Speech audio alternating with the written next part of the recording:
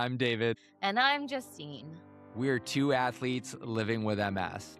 And this podcast is about the real stories of coming back to sport. Or starting fresh after illness, injury, or a diagnosis with long-term challenges. It's about learning how to return on your own terms. This is Adaptive Limits. What's up, bro? Hey, bro, what is up? Oh, my God. I'm so excited to hear about your race. I know. Can you believe you won? That's so wild. I know. Do you know what I do? No.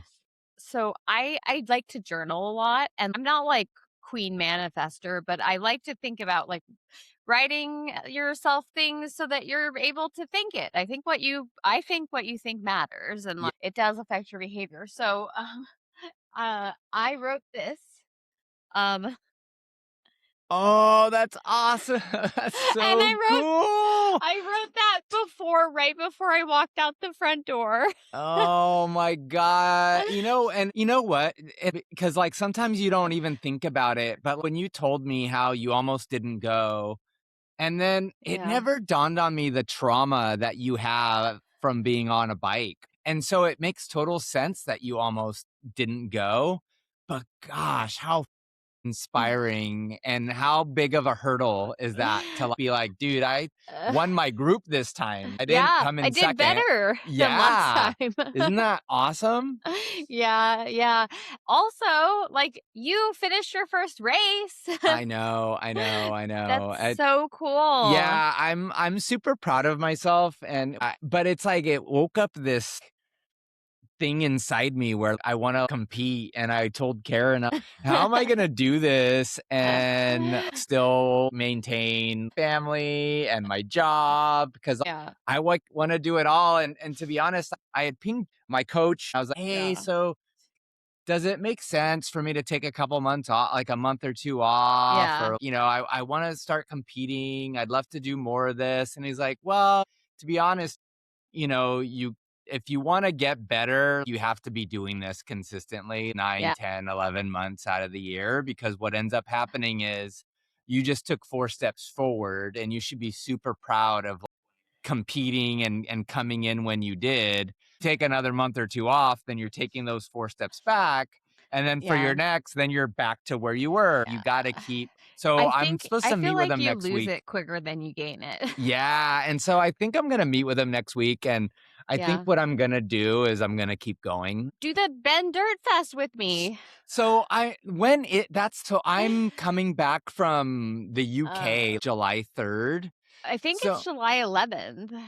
So, you know what? Maybe, because here's the other thing that I had this July realization. 11th.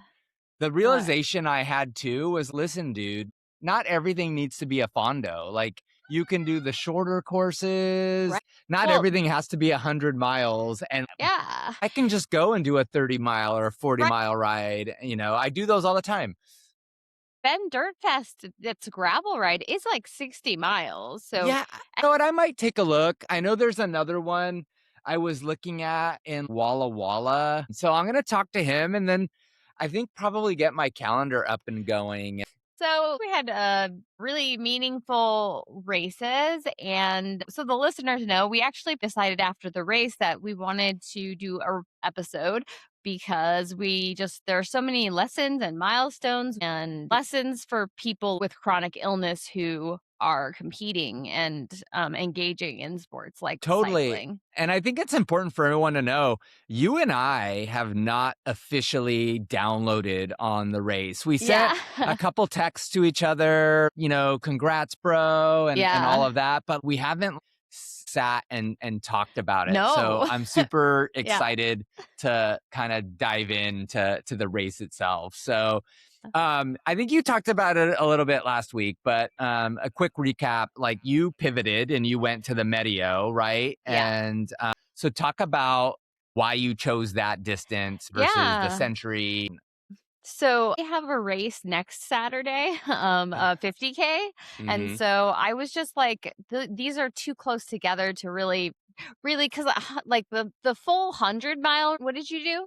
I did the Fondo. Yeah, the Then timed the part was 93 miles, but then 93. the route is 100 or Right. 99. Yeah. Yeah, so, that just seemed like it was just gonna be pushing myself too far with this race coming up, so I decided to drop to the Medio, which is a race I had done before several years ago. But what about you? What inspired you to wanna get in the big Fondo? Yeah, that's probably something I need to work on is not every race needs to be a Gran Fondo, not every race needs to be a century. Although I like it because it really does push me into that endurance threshold. But, I had done the centuries before and so I wanted to take it that to the next step. And so Right. the logical next step would be to do the Fondo with like twice the elevation. So that's Well, why I did it and proud of myself for completing it. yeah, and, like, it was a race, like, your first race, I know. so I what know.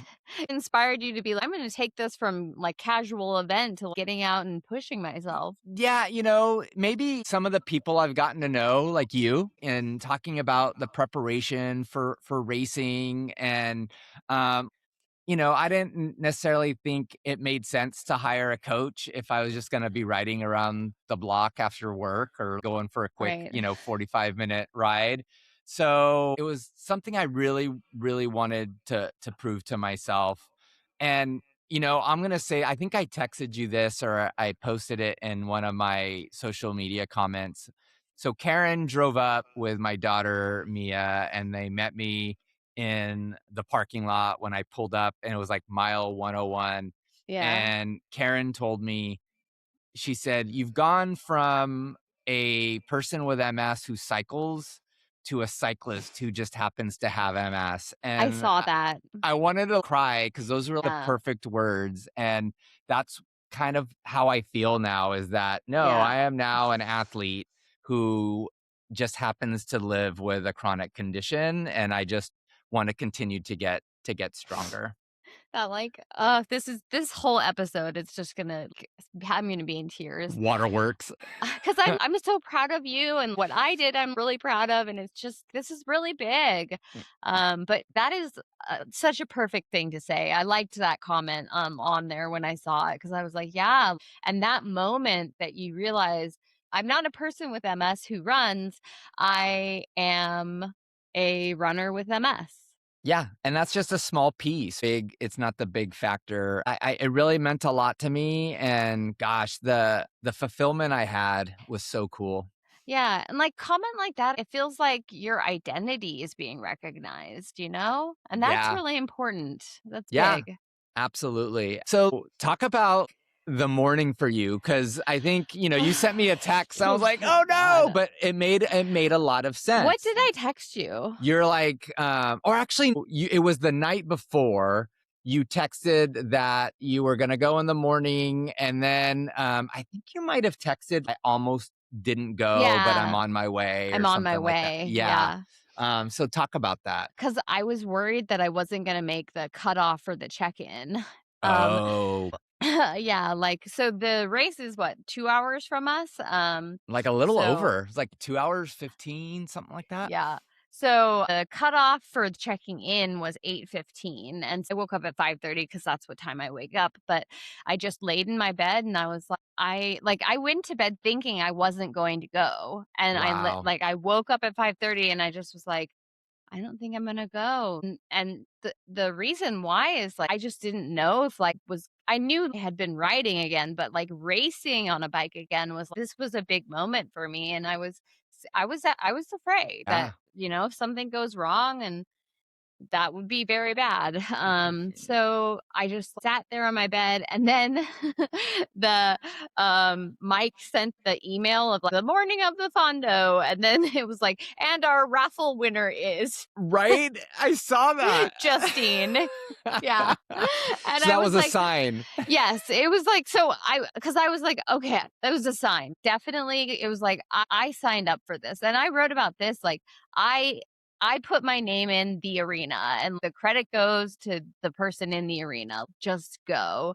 And so I had kind of prepped stuff the night before. And so I just immediately shot up and put my clothes on, got my stuff together, got everything, got out the door and like 20 minutes. But I knew I was cutting it close. Yeah, no, and I remember seeing that email, and when I realized, like I said earlier, shame on me. This is a big deal, and the level of trauma that you must have from that bike accident and going and when I first you and I were texting that morning, and then I met you, I think, at the checkout line, and there was something I could tell. There were some nerves there, and I Yeah. think you were trying to wrap your head around everything, and we put your chip on your bike I and have to say your dad energy was like really. So I got there at 8:10 and the 8:15 was the cutoff for you checking in. And I was like, "Oh, I made it 5 minutes." And then I got my chip and I got my bib for the bike, and Mhm. then that was when I saw you, and you have such like a calming dad energy. I love it. I love it. And you helping me, like, put the things on my bike and me, like, just not having to do it by my it was just really supportive, and it was exactly what I needed just to be with a calm friend and start the race that way was just so perfect for me. I love it, right? Thank And, you. yeah, and I think for me, I was nervous that morning too, and I think I got up at 5:30, which is not something I do a lot, and I think it was the night before, Lena, who rides with MS as well and joined the Fondo with us, she had texted and was like, "Hey, do you wanna grab dinner?" And I just remembered 2 or 3 years ago when I did my first Bike MS event, I got invited to, like, a dinner thing the night before at some, like, brew house or something.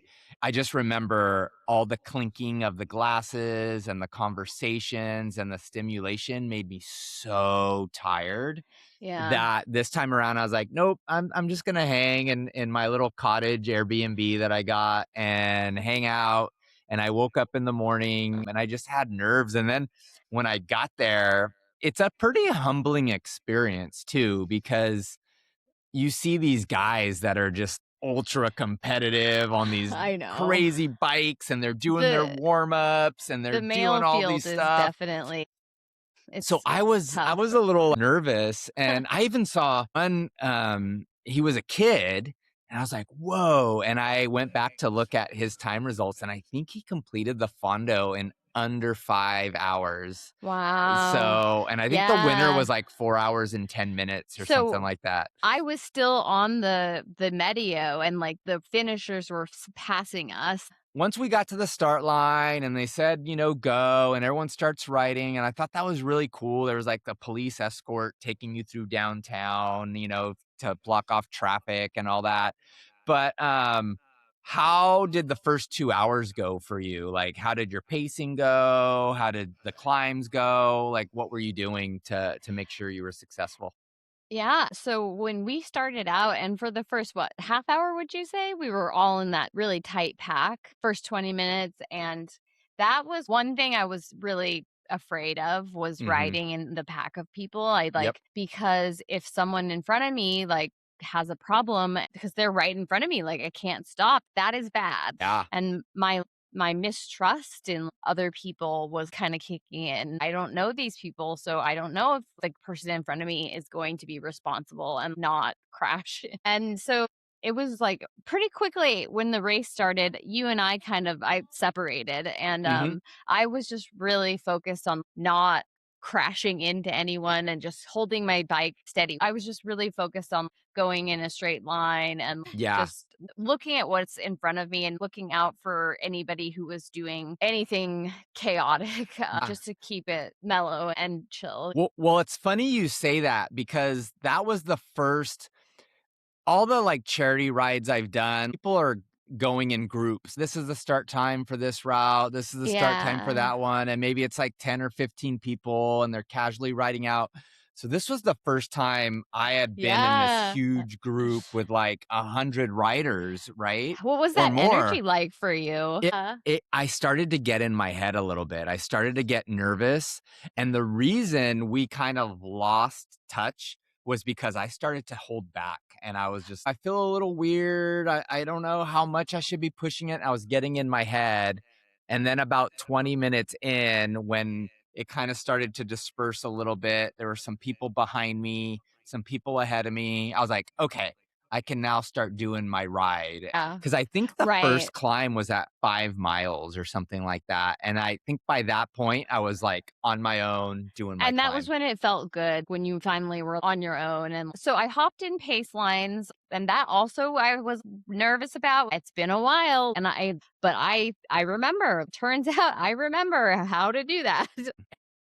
So you're in a pace group. I've never done that. I'm a little Oh, like nervous about that. How was that? um, well, it was I only had to lead the pace line, like, twice, Okay. and it really was just very organic. It wasn't like you see it you see videos of cycling events and professionals, and they're all in a pot, like, straight line, this far apart, and they they're really good at it. It was like, kinda just like when it was a natural time for, like, someone to move forward, they did, and so that's what I did, Yeah, and that 'cause, like helps too, cutting out the because there was some windy choppiness yeah, going out. yeah. It wasn't the best day for riding. It was a little wet, a little soggy. No.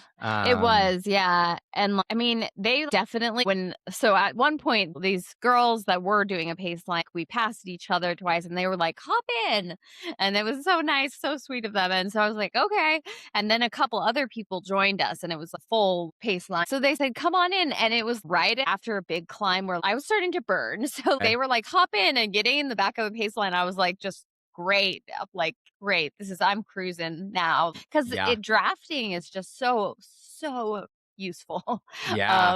for getting a rest, and I think that really helps me pick up some time. Oh, I Yeah, bet, I bet. No, that's definitely something I wanna get more comfortable with, is being able to do that and pace and draft and all of yeah, that. So, yeah, I saw somewhere on the Fondo website that this might have been the last time they're gonna do it in May, yeah, because they're gonna do it a few months later when the weather's a little warmer and it's a yeah, little nicer, because when it's wet, I will say some of those uh, descents were really nice, but yeah. I was taking them much slower than I probably normally Yeah. would because I didn't wanna slip and That's and what I bail. was also nervous about was just having ridden it before, I knew what the hills and the roads were kind of like, and I was like, "If we're out there and it's slick, that's gonna be not good." Yeah, so, yeah, I took it slow. I slowed down and just, like, safety first. How were the aid stations? How did you navigate those? I Well, how did you navigate them? Did you chat? I did not. I was not a chatty Cathy, and you'll be proud to know, and maybe you saw me, maybe you didn't, but I did. I had finished the first rest stop, and I was going to aid 2 because Yeah, and then I you was go leaving and aid you were too. leaving aid 2, but I still had to go up for Yeah. the out and back, and I saw you, and for a split second, I thought about shouting out, "Hey, bro," and I was like, "Nope." I'm like focusing, and the last thing I wanted to do was get you to look and distract and like run into somebody. So I was just like, awesome. Oh. Justine's killing it. Let's go. And Well, I appreciate that, yeah, letting yeah, me but keep my concentration. I saw you. But yeah, it was I took a lot of fuel with me for the first aid station, and I'm glad Yeah, I did because I didn't see anything really that I would have like gravitated to get for fuel. yeah. And I had Me taken neither. a couple of Bobo bars. I took, I think, 2 or 3 of the packs of Cliff Blocks, and then I took one of the Yeah. big 90 grams of Precision Yeah, and nice. another little 30 grammer next Wow, to it, cool. and so I was totally fueling. Although, the one thing I think I can work on a little bit is fueling while I'm writing and, like, stumbling around and getting stuff and Yeah. opening it and tearing it open and doing all that. So I think my fueling was, like, 90% there, but, I wanna get it to Yeah, 100, right? But my drop bags were at aid station 2, and the nice. cool thing is when you did the out and back and you came back, Right. it was the same aid station, so Yeah. your bag was still there, and Yeah. I actually loaded it up with 4 more bottles with Right. water Wow. and Tailwind in it, so I didn't even Nice. have to fumble for refilling of a So, bottle. 4 more bottles? So, did you have 2 on your frame and And 2? no, I actually had, 2 on my frame and 4 in the drop bag, just in case Yeah. I needed an extra one, and Oh, so 2 when you picked up. Okay, now I get it because it was yeah. out and back. So, each time you were gonna pick up 2. Yeah, Yeah, and then the cool thing too got is it. if I didn't use all of the 2 bottles, Yeah, like, let's say there was a third of one left, I could just swap that out for a full bottle, right. and then And you don't I'm have to worry fully re about anything. Yeah, Yeah. absolutely. So, you thought that was a good trick? Yeah, that was, a Yeah. suggestion by my coach, which I would totally do again, and loved it. How was your fueling during the race So and leading up to it too? So during the race, I did grab bananas at the aid stations. I'm normally not like a banana person. I don't buy them at the store usually, but during cycling, like bananas are just so clutch. Totally. So I got bananas from the aid stations, and then other than that, I wore my running vest so that Mhm. I could put gels in the pockets of it and just carry it that way. And I mostly fueled with SIS, Okay. beta fuel, and then I think I had 1 or 2 smaller precisions and just to mix it up. Oh, and Tailwind in my bottles, of course. Bottle. I think I put 75 grams of carbs, so 3 scoops in each bottle. Okay. Okay. Yeah, Cool. just to up it, yeah. Yeah. Yeah. Um, I can tolerate it, so Yeah, not everyone can, and I think that was what led my coach to be like, let's not try 3 scoops during the Fondo. If you've done 2, which I had, he said, "Why don't you stick with that? That's still yeah. a good amount of carbs." What about leading up to the race? Did you do any special carb loading or anything like that? Oh, I mean, I did my usual. I always get vegan pizza and Mhm. I bake it in the oven and eat the whole thing. So Yeah. that was my plan. So I had a little more carbs in my meals the Yeah. week leading up, but a few days before, so starting on Thursday, I bumped it up to 500 grams of carbs. And so I was like totally carb loading. And one of the suggestions my coach gave me, and I totally will do it again, was a bowl of white rice with maple syrup on it. Yeah. And that was I was just sitting there and like my wife and my kids are like, "You're eating what? That sounds That's awesome. disgusting." I was like, "This is so good. I would totally eat it." It's light rice, easy to digest, and then the maple syrup. So I was easily getting my carbs in and I felt ready to go. And then Yeah. I had all my meals and I use Chronometer, which is an app and it tracks my macros. So I know when I hit Yeah. 500 or if I'm hitting 200. Or so I did that. But were there any adjustments you had to make during the ride, like MS related or TBI related? Yeah. I definitely in the last climb did. So the last climb was That what? was a doozy because we had the Yeah. same last climb, I think, because it was the Yeah. same 'Cause route out and back. the last aid station where it ended. So the whole race, I was like really careful to watch my heart rate and make sure it didn't go above into the 160s is like Hmm. where maybe I start to see problems with like the cognitive, Hmm. like the effects of the TBI on my brain and the parts of my brain that are most vulnerable to having Sure. low oxygen. And so I basically just really was careful of it. But on that last climb, I was like, last climb, here we go. Like, let's go. And so I took off and I pushed harder on the last Burned climb because I out. wanted to be done too. Yeah. But I spiked my heart rate when this happens where in my heart rate goes above a certain level and then the symptoms of my TBI start to reappear. I get this leftward lean Oh. and it's when it's running it's fine, but it hasn't happened on the bike. Mm. And I was keeping my heart rate in check because I didn't want it to happen. But then because I blew my heart rate up on that climb, I started to get the leftward lean. And so Oh. at one point it was slow because it was steep and I felt the leftward lean kick in and my cleat clicked out on like on accident. Something about the lean I had and I actually I fell over. Oh, Um wow. Did you? I didn't yeah, know. and it was at really slow motion. So there was a guy with me. His name was North. Hi, North. So he and I were trading places at the end a lot, and so we ended Mhm. up being hey, hi, and he was near me and he saw and he was like, are you okay, and I was like, yeah. That was what kicked in for me was I know how to handle this, handle it responsibly. And I was your heart rate got too high and then this thing like your symptoms kicked in and so you need to take a minute and let your heart rate get down to normal. I was like, I'm good. I think I told him I think I have a TBI. It's like a problem with that, but I'll be fine. But I was really proud of myself for not being I'm pushing through this or I'm going to just keep Mhm. going. I was like, I'm going to just take a minute and sit here on the side of the road and just let my heart rate like come back down and see if I feel a little bit more stable. Yeah. And so I did, and I did feel stable. So it was good. I was Good. able to finish the climb and I caught up to North, Oh, who, awesome. yeah, he commented on my Strava at the end. He was like, I did not think I would see you again on that hill. That's so awesome. That hill was a doozy.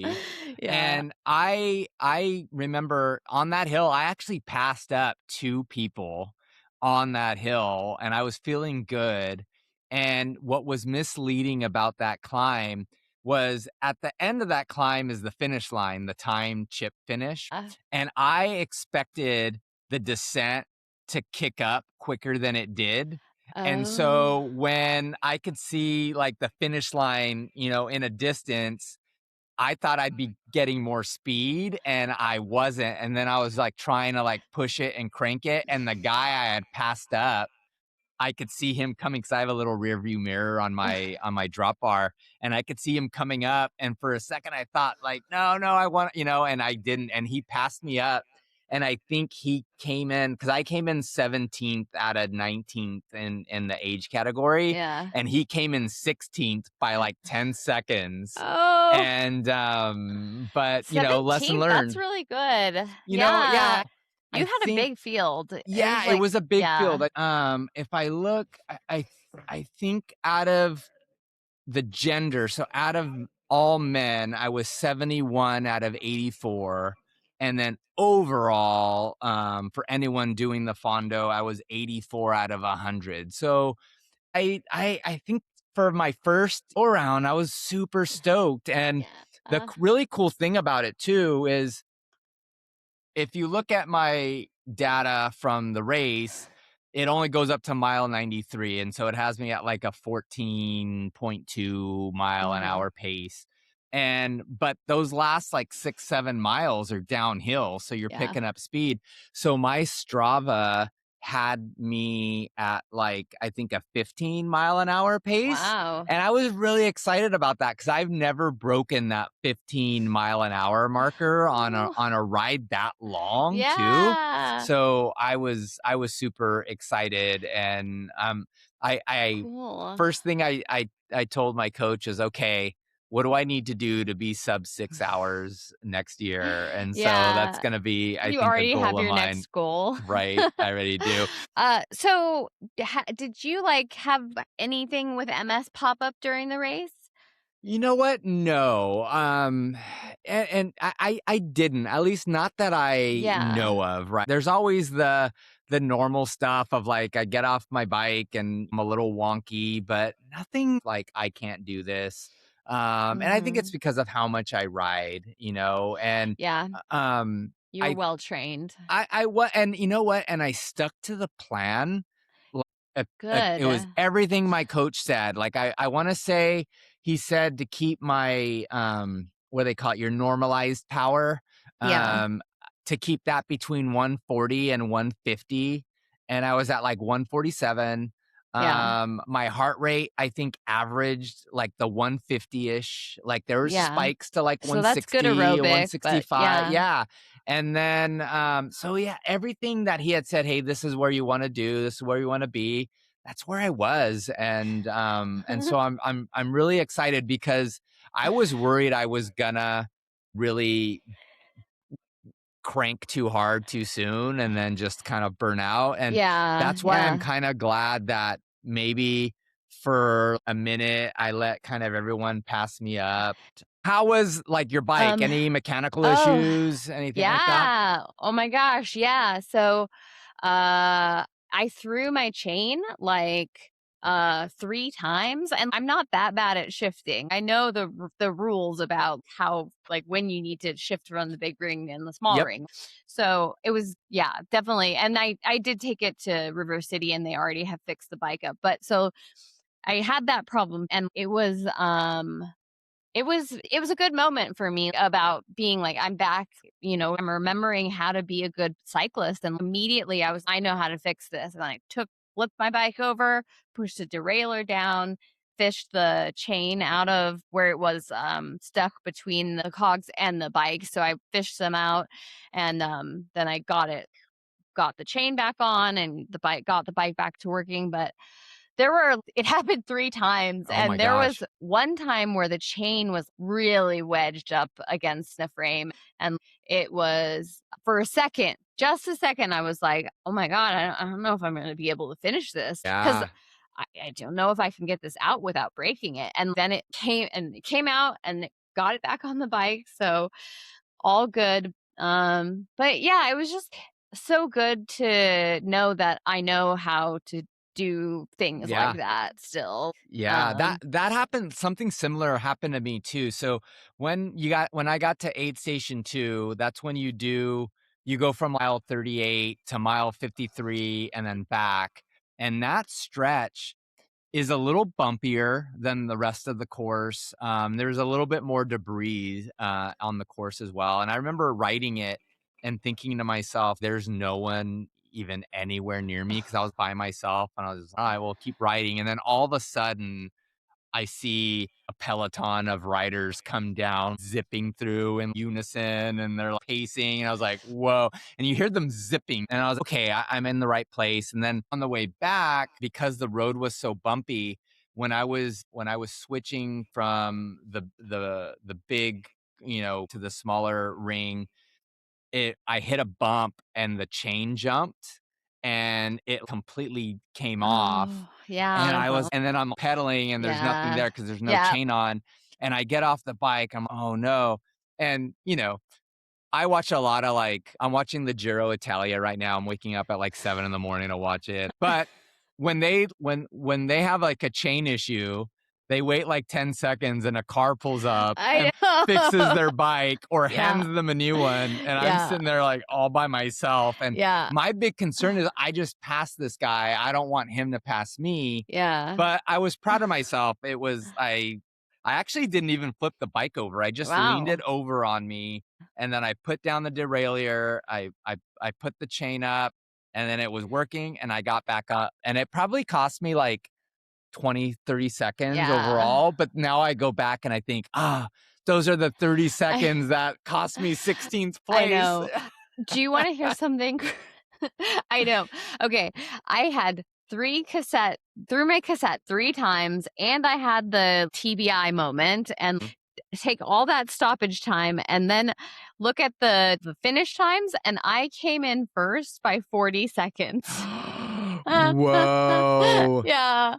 So the Wow. person was, like, right behind me, and I didn't know because I didn't know where I was. I'm Yeah. in the order of people. Oh my gosh. I mean, How amazing.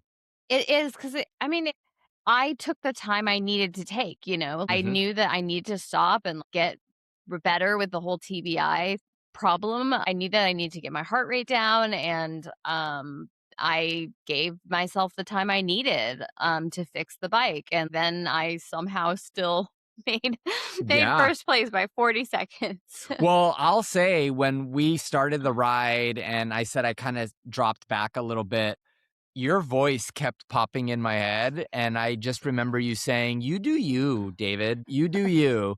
And that's what I kept telling myself, "You do you." And then the other Yeah. time you popped in my head was, when I was drenched and when it was raining, and I just remember thinking, "I get to do this," Yeah. and felt really good. So that's, Good. I think that's your lesson is take your time, do what you need to do, you do you, right? Mhm. Is there anything you would do different next time? Anything I would do different? I don't know. I haven't really s spent a lot of time thinking about that. What about Yeah. you? For me, I think there is. There are a few things I would do different. I would really like to be more engaged with that first group and maybe break out into some pacing groups, and because that can really help with time and help battling the wind and things like that. So that's probably what I would do. And then just train longer. I've been training since Yeah. January. So I'll be curious to see what I'm like 6 months from Yeah. now Well, or a year from now, yeah, keep riding and do it next year and, Yeah, for yeah. sure. So what are you most proud of? Um, well, one thing that I think I already said was I'm just really proud that I took the time I needed to be responsible and to take care of my body and my conditions, and that I knew that I needed to take a minute, and I'm just really proud that, I didn't it didn't matter where I ended or what place I was in. What was first in my mind was safety and being thoughtful about caring for myself. And so Yeah. I'm really proud. What about you? Yeah, I maybe finding my identity outside of MS. I think that's something I'm really proud of is one thing that doesn't get talked a lot when you battle like chronic conditions like MS. I've talked about this with my therapist, not to get too heavy, but there's like a bit of imposter syndrome. Am I not disabled enough?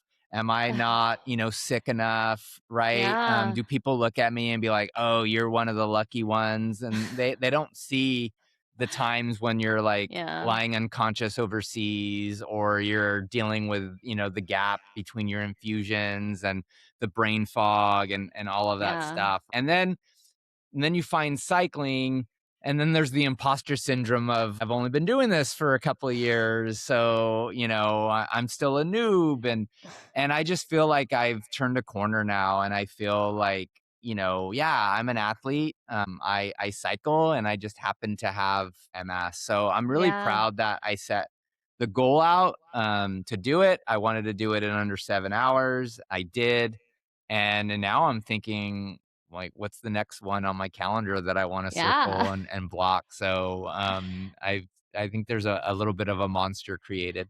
Yeah. That's great. I think you should be very proud for, like, getting in there, for just putting your hat in the ring and doing all the training and the hard work to get there, Yeah, as well. yeah, You know, I think what that makes me as you were talking, it got me thinking about, like, the kind of the other thing I'm proud of, um, which is I was, in a coma 2 years ago, right, basically, yeah, and I think that people see me, like you said, people see me and they're like, "Oh, you're one of the lucky ones with MS," or, "Oh, it's a miracle because of my recovery."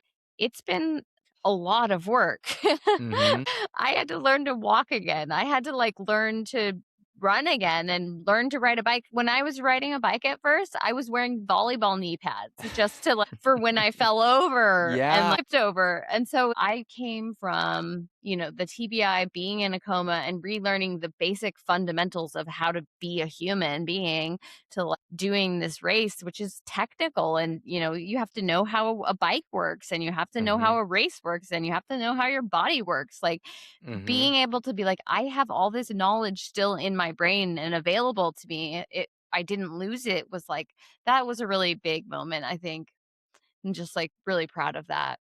That's I awesome. am. I love it. And I know we can't go without giving props to Lena, who was the Yeah. other writer who joined us with MS, and three of us finished this race with Yeah. with multiple sclerosis. So we should be proud. Yeah, maybe she wants to join our team. Oh, I love it. So like thinking of other people with MS, what encouragement would you give to people who are thinking about trying an endurance event?